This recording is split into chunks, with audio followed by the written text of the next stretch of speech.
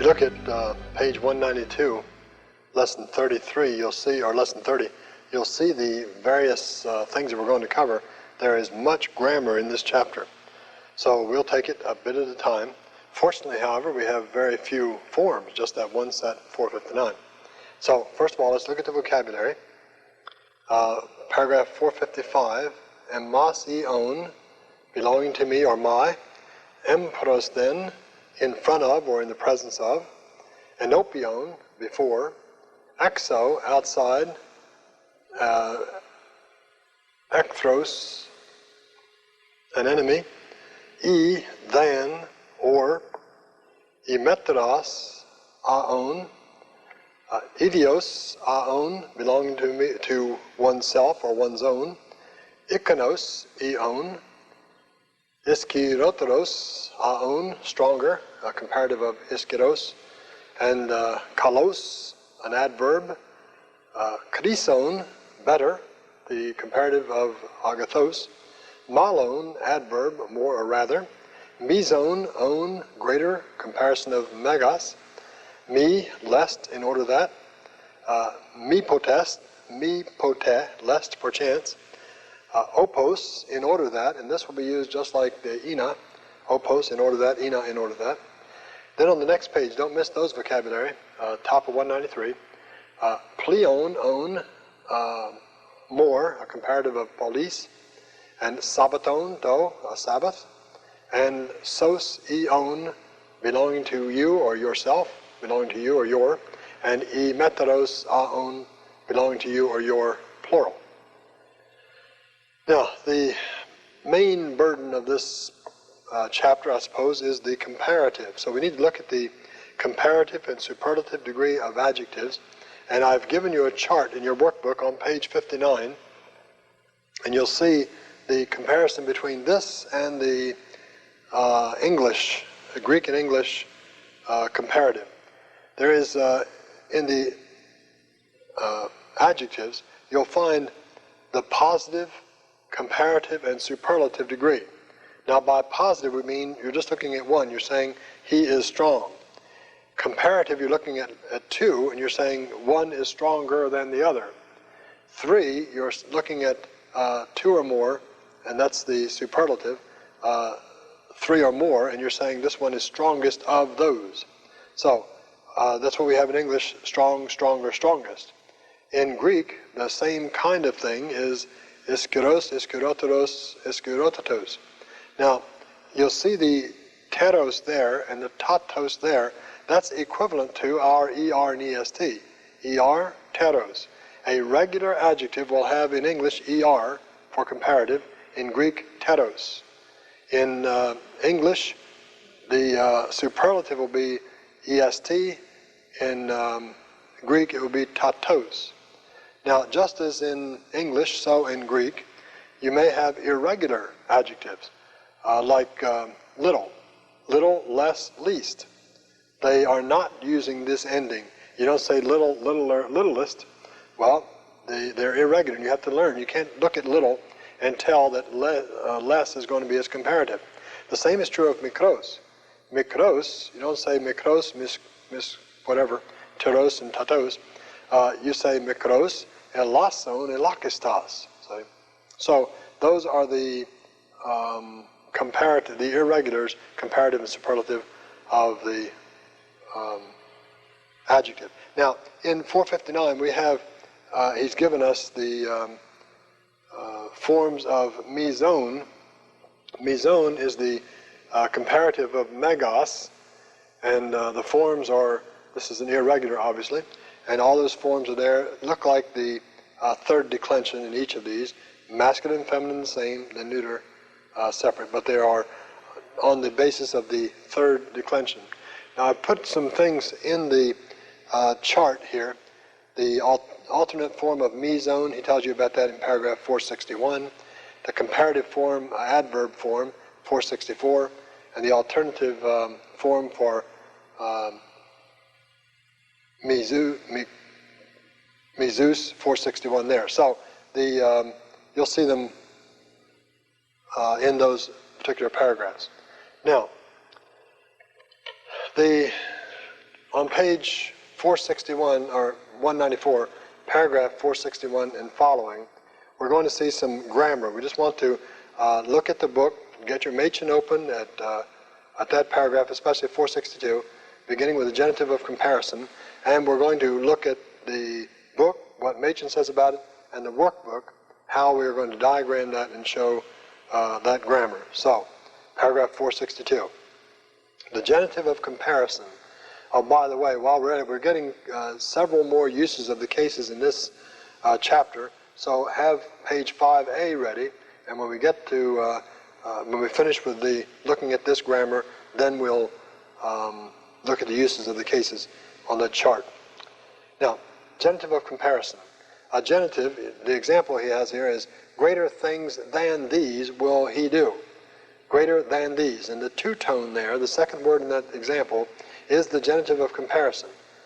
And I've diagrammed it in this way. He will do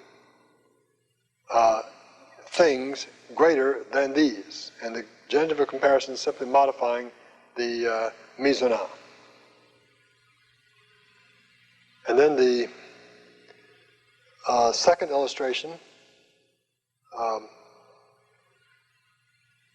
men love darkness. Men love darkness more than light. Men loved, and I have here the more, malon as an adverb under agapisan. They loved more darkness than light. And that's just one way of doing it. I think that's probably the better way. They loved darkness. They loved more darkness than the light, folks. Seems like the better way to do it, in my estimation. Then, paragraph 466, the genitive with adverbs of place. Exo is an adjective. By the way, the breathing on there is the smooth breathing, not the rough. The rough breathing would be I shall have. Exo, outside. And then if it's used with a noun, the noun would be in the genitive. So we call this the genitive with adverbs of place. And it's a prepositional adverb and should be diagrammed as any other prepositional phrase right under the verb. He went out of the city. And that's exo with the genitive. Genitive with adverbs of place. Paragraph 467, genitive of time within which. He took the child and his mother by night. This is page 60 of your workbook. He took the child and his mother, niktos, genitive of time within which, during the night. And I put it under the verb. I think that describes when he did it, so that'd be adverbial. So niktos would be the genitive of time within which. Then, paragraph 468, we have the articular infinitive expressing purpose. Now, when you express purpose, you really get with it, and you can see how that works right there. Expressing purpose. We've seen purpose expressed several times. Now we've seen it with ina. We've seen a post can be that. Now, to with the infinitive. Just plain old to with the infinitive. Nothing else to go with it. You see it diagrammed here, paragraph 468. To plus the infinitive. To baptize, to be baptized by him.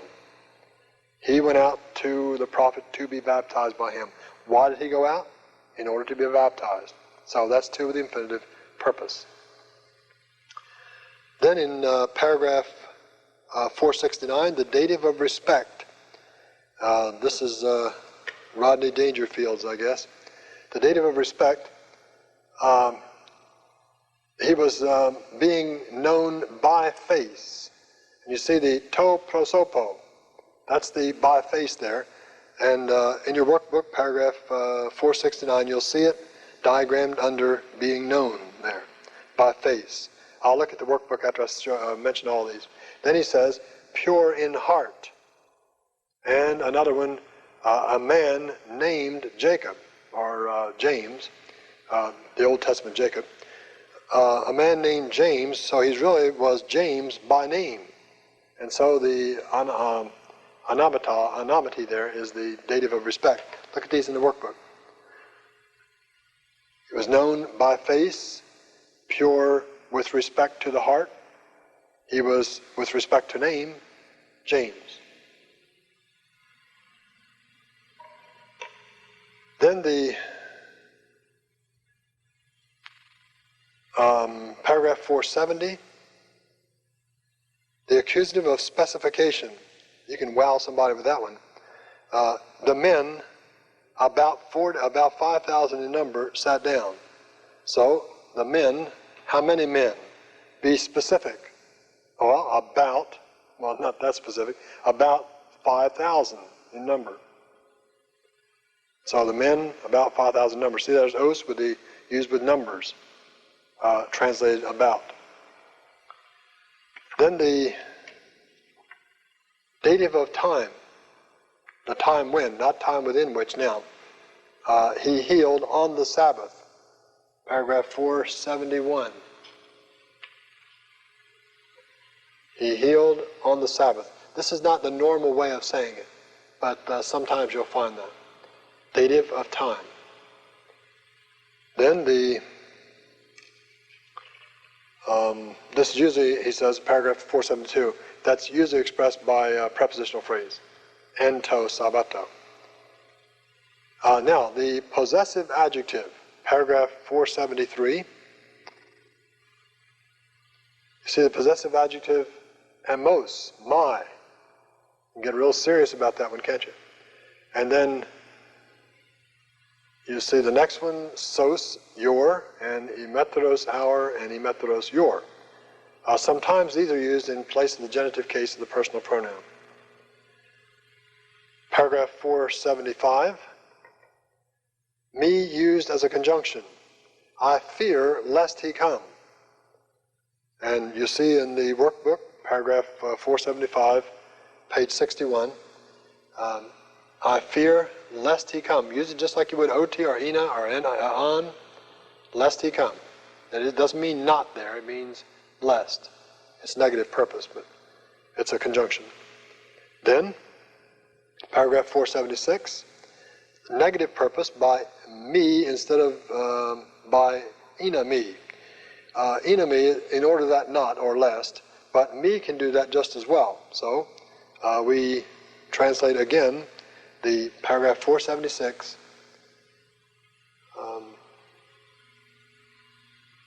the me right here, you come into judgment. So you do lest you come into judgment.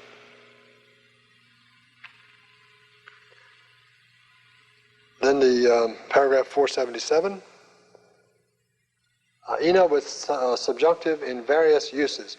Normally we think of ina as expressing purpose. And you remember that in 1 John I said the purpose is not the only way it can be used.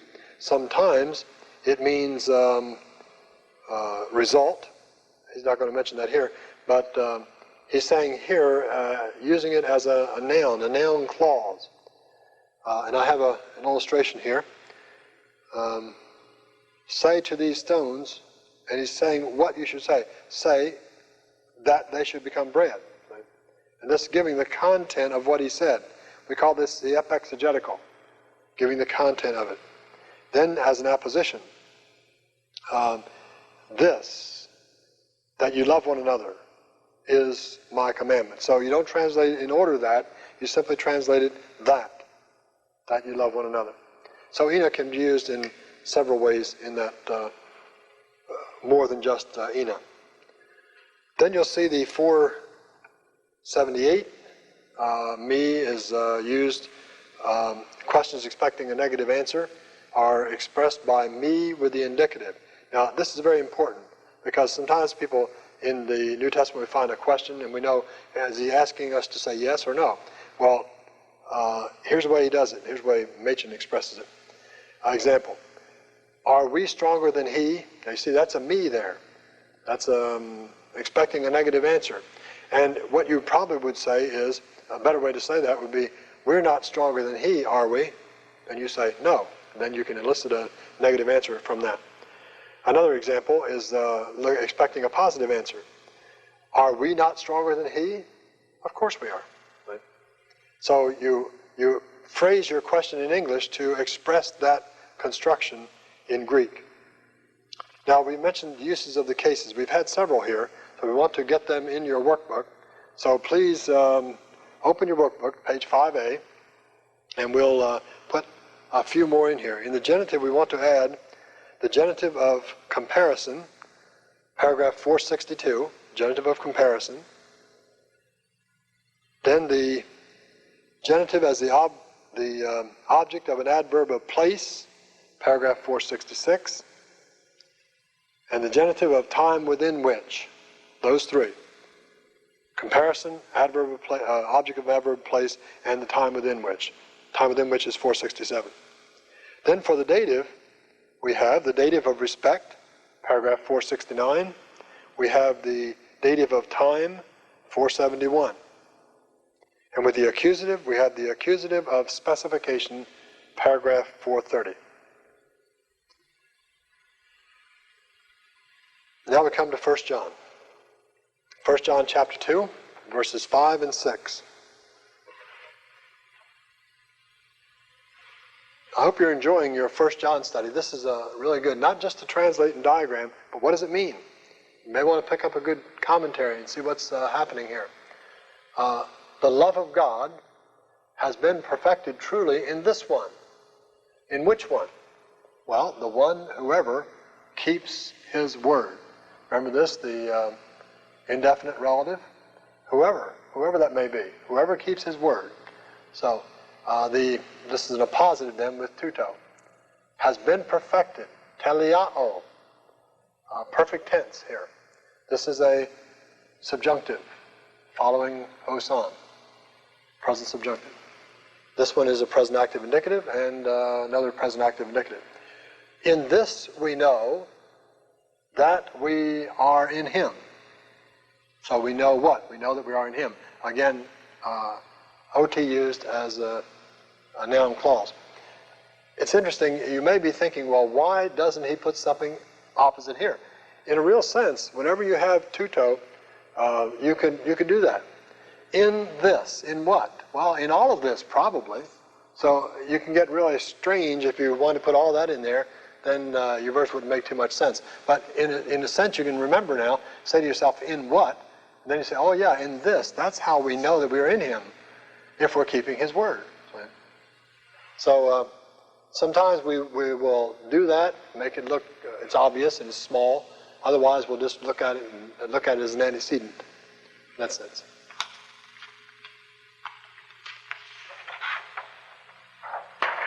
Aha.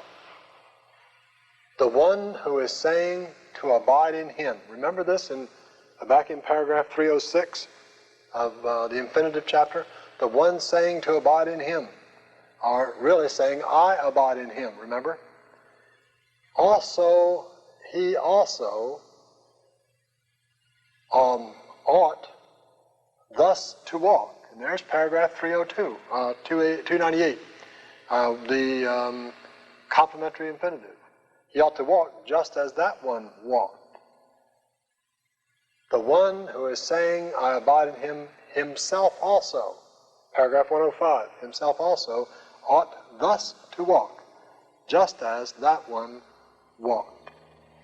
So John gives us a good exhortation there, as well as a good Greek lesson, that if we are going to say we abide in Christ, then we ought to walk just as he walked.